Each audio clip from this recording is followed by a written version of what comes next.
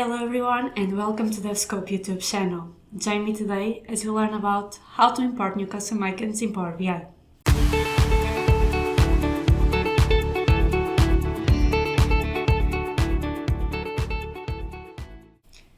Today we have one sales dashboard where we can analyze the main KPIs, the evolution of the sales over the years and months, the sales by channel, and the sales and percentage of total sales by products.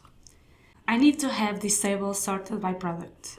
Despite we can see the numbers and the percentages, the visual representation in this table is poor. To enhance that, let's add a conditional formatting so we can understand the data more visually. For that, we'll create coin icons representing the revenue of the products. In this case, we will create four groups of percentage of total sales, where the green icon will represent the sales that are higher or equal to 50%. The yellow icons will represent the sales that are between 30 and 50%. Then the orange icons will represent the sales that are between 30 and 5%. And at last, the red icons will represent the products with less than 5% of total sales. But how can we add a conditional formatting? First, we need to select the table, then go to the visual settings. In sales elements, we need to apply settings to percentage of total sales and activate the icon conditional formatting.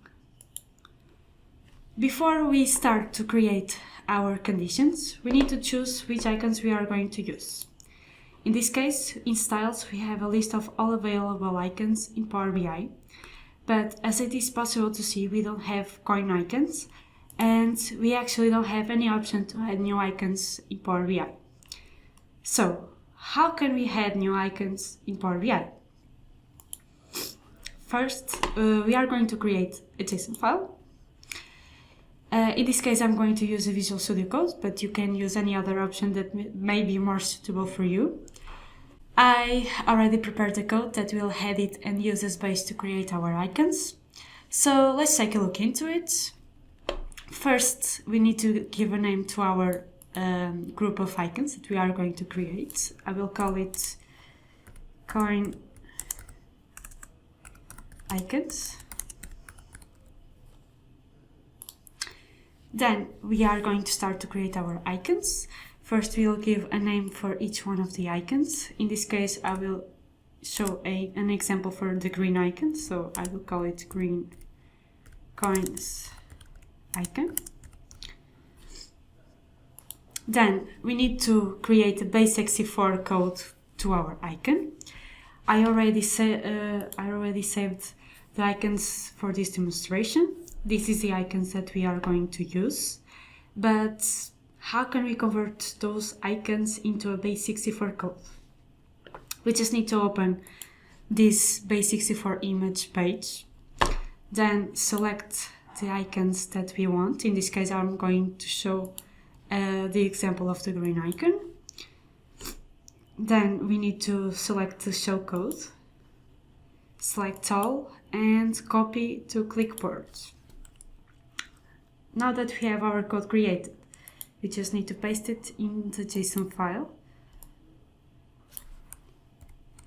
And we just need to do exactly the same thing to the other icons that we want to add. I already have the code, the final code prepared, so it should look something like this. We have the green icons, the yellow icons, the orange icons, and the red icons. So we just need to save this file and open our Power BI, go to the view, themes, expand the themes and browser for themes, and select the code that we just created. If you are already using a JSON theme in your Power BI, you can add this code into your JSON file.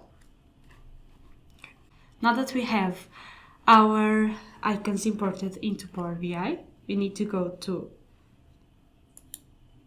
condition formatting, and as it is possible to see, we already have the icons here available to be used.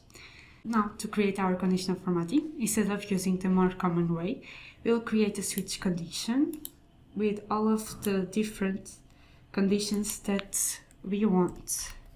So in the switch condition, we have every time that a certain condition is true, for each level of the percentage of total sales, we will use the name that we gave to our icons as a solution.